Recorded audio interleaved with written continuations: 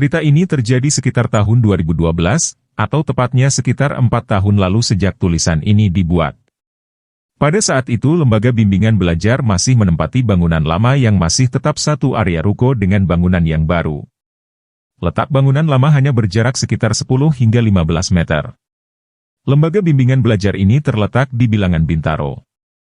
Letaknya tidaklah jauh dari pusat perbelanjaan yang terkenal di Bintaro. Namaku Dadang, nama disamarkan, aku asli orang Sunda. Aku bekerja di tempat kerja ini sudah bertahun-tahun. Dan pada tahun 2012 aku bekerja bersama satu orang kawanku yang bernama Cecep, nama disamarkan, sebagai office boy di sebuah lembaga bimbingan belajar. Karena letak rumahku yang berada di Bogor, dan juga letak rumah Cecep pun berada di Bogor, maka kami selalu tidur di lembaga bimbingan belajar tersebut pada malam hari. Kami jarang pulang ke rumah. Jikapun kami pulang, mungkin hanya hari Minggu, di saat hari libur, dan itu pun kami tidak selalu setiap minggu pulang. Sore itu, Sabtu sore, hari yang menandakan bahwa keesokan harinya adalah hari Minggu. Kami telah membersihkan seluruh ruangan di bangunan berlantai 3 ini. Semua kelas sudah kami bersihkan dan semua sampah sudah kami buang. Jam menunjukkan pukul 3, ketika Cecep berkata bahwa ia akan pulang ke Bogor. Ia mengajakku untuk pulang, tetapi aku tidak mengiyakannya. Aku sedang tidak ingin pulang ke rumah saat itu. Aku ingin tetap di lembaga bimbingan belajar ini. Alasan utamaku karena di sini terdapat wifi dan aku bisa berinternet dengan lancar. Melihat diriku yang enggan untuk diajak pulang, Cecep pun langsung mengemas pakaian yang ia letak di lemari baju yang terletak di dapur di bagian belakang bangunan. Ia masukkan pakaiannya ke dalam tasnya, dan ia mengenakan jaket. Jam menunjukkan sekitar pukul 3:30, ketika Cecep membuka pintu ruko dan berpamitan pulang. Ia pun langsung mengambil motor dan tancap gas ke Bogor. Pukul 5 sore, aku mengambil laptop Asusku yang baru saja aku beli. Aku pun langsung membuka situs yang sedang populer pada tahun 2012, apalagi kalau bukan Facebook. Aku berselancar di situs tersebut dengan asyik. Setelah sekian lama bermain Facebook, aku melirik jam yang terletak di dinding di atas pintu ruko. Jam menunjukkan pukul 5 lewat. Cuaca di luar pun dipenuhi dengan warna keemasan matahari sore. Aku melanjutkan kegiatan berselancarku di internet. Setelah beberapa lama, aku menengok ke arah jam menunjukkan hampir pukul 6.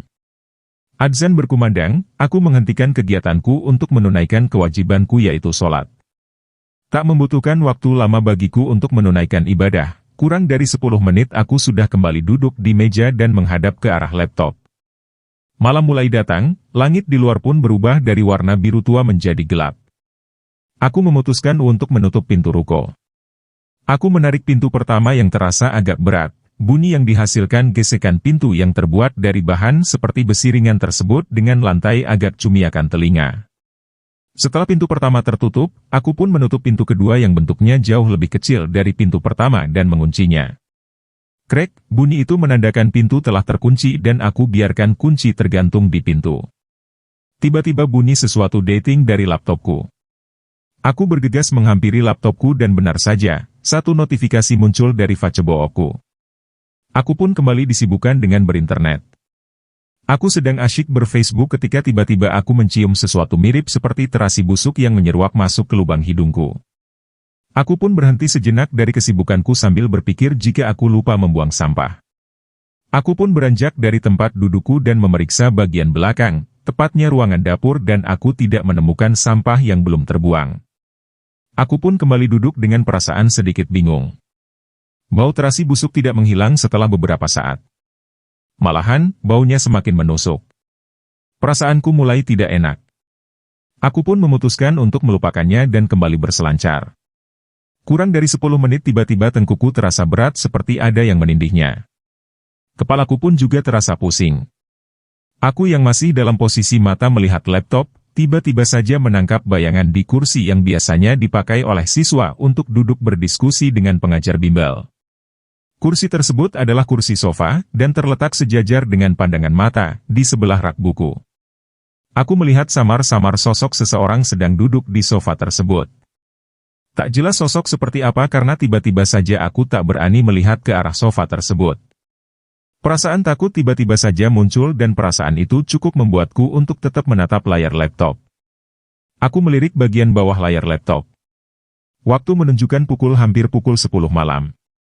Aku tetap menatap layar laptop dan bayangan itu tetap ada dan tetap duduk diam di tempat duduk tersebut. Hampir 15 menit aku duduk. Aku tidak tahan untuk tetap diam, duduk, dan menatap layar.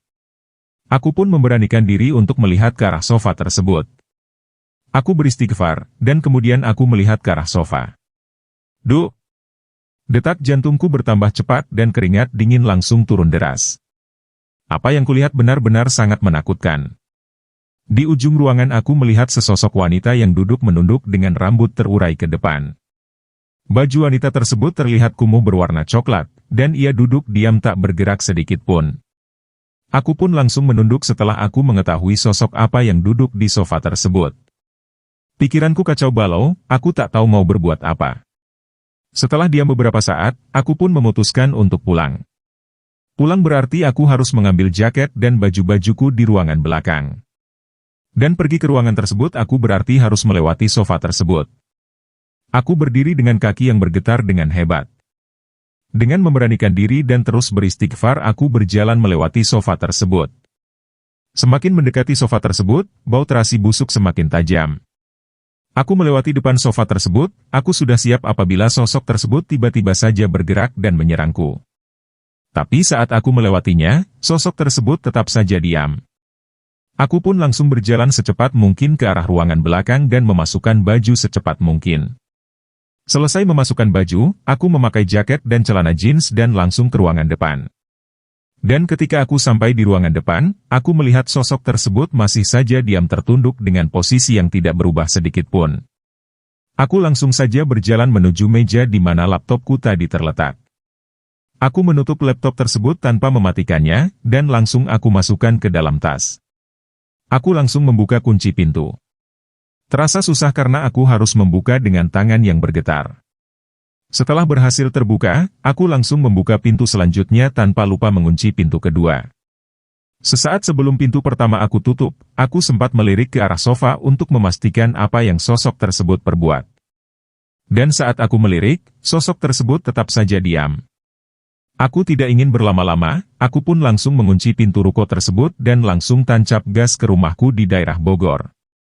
Aku tidak pernah menceritakan apa yang terjadi malam itu, sampai tempat bimbingan belajar tersebut pindah ke bangunan baru. Setelah kejadian itu, aku tak pernah melihat lagi sosok tersebut.